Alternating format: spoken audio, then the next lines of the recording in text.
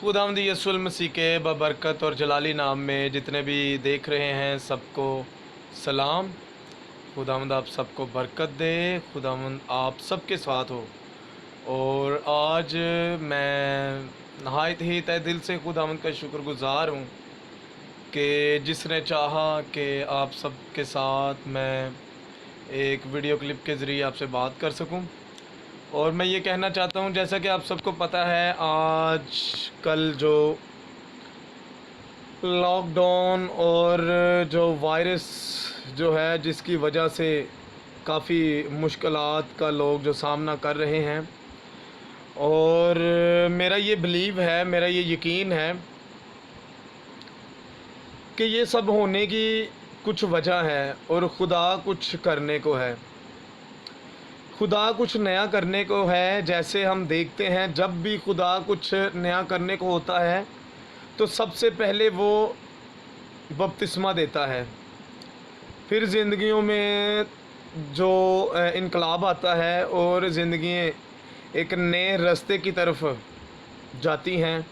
जब हम सबसे पहले देखते हैं कि सबसे पहला जो बपतिस्मा है वो खुदा ने किस तरह से वजूद में आया। हम देखते हैं कि सबसे पहला जो बपतिस्मा था वो खुदा ने जब दुनिया बनाई, ज़मीन बनाई, तो खुदा ने बैप्टाइज़ किया पूरी ज़मीन को, यानी कि पानी को गहराओं में ले गए और एक तरफ पानी कर दिया। पहले पानी ही पानी था पूरी दुनिया में, और खुदावंद ने सबसे पहले पूरी दुनिया को बैप्टाइज़ किया और पानी के साथ पूरी दुनिया को सबसे पहले बपतिस्मा किया। और उसके बाद जब हम देखते हैं कि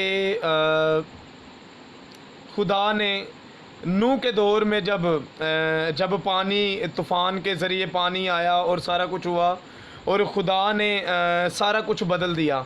यानी कि खुदा जब भी आने वाले सालों में या नया कुछ करने को होता है तो वो सबसे पहले ज़िंदगियों को धोता है, साफ़ करता है, बैप्टाइज़ करता है। तो हम देखते हैं कि नूह नबी के दौर में भी पानी आया और दुनिया को तब हम देखते हैं कि बहुत गुनाह दुनिया में आ गया था, और खुदा ने सारा कुछ ही पानी के ज़रिए बैप्टाइज़ कर दिया। जो लोग गलत थे, खुदावंद ने उनको एक तरफ कर दिया, पानी के ज़रिए वो हलाक हो गए, और नूह की जो फैमिली थी खुदावंद ने उसे बचा दिया। और जब हम देखते हैं मूसा के दौर में, जब बनी इसराइल जो कौम है, एक नेशन को खुदा जो है बैप्टाइज़ करता है।